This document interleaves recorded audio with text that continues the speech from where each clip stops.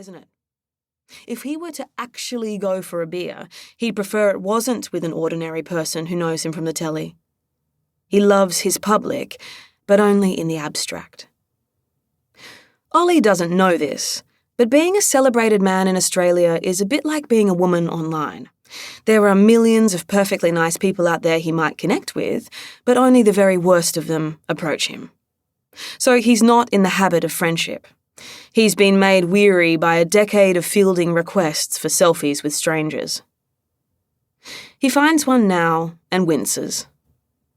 The photo was taken, Oli surmises, at some point beyond a sensible bedtime at a frivolous nightclub.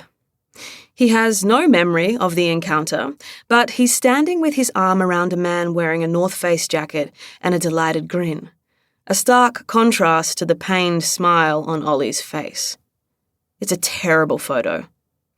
Given the chance, Oli, who takes very good care of his image, if not himself, would never approve it going out into the world. Nonetheless, he drops a little love heart onto it.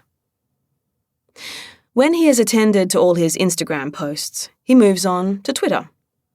When that is exhausted, back to Instagram. No new notifications have come in, so he Googles Oli Darling artist.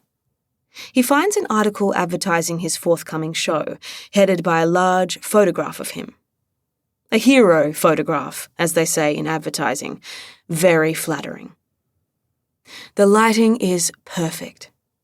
A slight Dutch tilt on the framing, more than a little Dutch golden age on the retouching. Not too much Photoshop, but, importantly, not too little either. He's still admiring the photo when his battery suddenly reaches 0. The phone goes dark and the beautiful press shot is replaced by Oli's reflection in the inky screen. He flinches and lets the phone drop by his side. The charger is all the way on the other side of the room. He is pinned to the bed by inertia, the rude spinning of the room, the crass morning sun. He has a big day ahead and feels sorry for himself. This might strike an impartial observer, someone keeping tabs on things from afar, as foolish.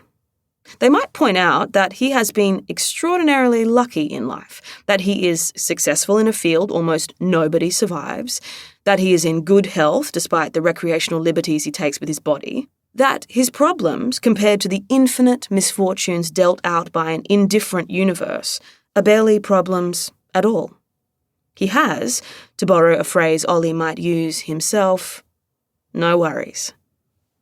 But then, everything is subjective. Who knows why he lives the way he does? What makes him so cavalier with his life and those around him? How well can you really ever know another person? The day has started, and Oli must rise to meet it. Chapter 3. Oli isn't great with names and faces.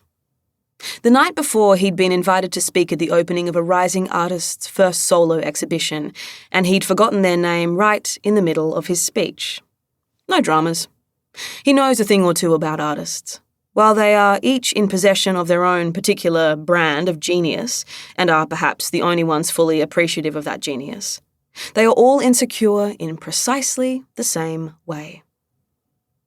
He regifted a few seemingly off-the-cuff compliments that sounded, to the untrained and egotistical ear of the young artist, as wholly special and original, when in fact they were one-size-fits-all remarks Oli has been recycling for years.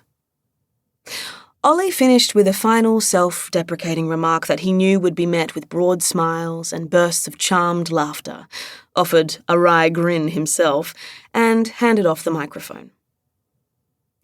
Loping off stage and accepting a glass of bubbles, he scanned the gallery. Scattered around the room were collectors who had invested in him over the years. Even after a lifetime of schmoozing, Oli couldn't quite put his finger on any of their names, having let his map of this society atrophy. There were simply too many names to remember. Instead, his agent kept track of the shifting firmament of art patrons for him, sorting everyone who mattered according to his own taxonomy and assigning them easy labels for Oli to remember. There was the Baron, the third...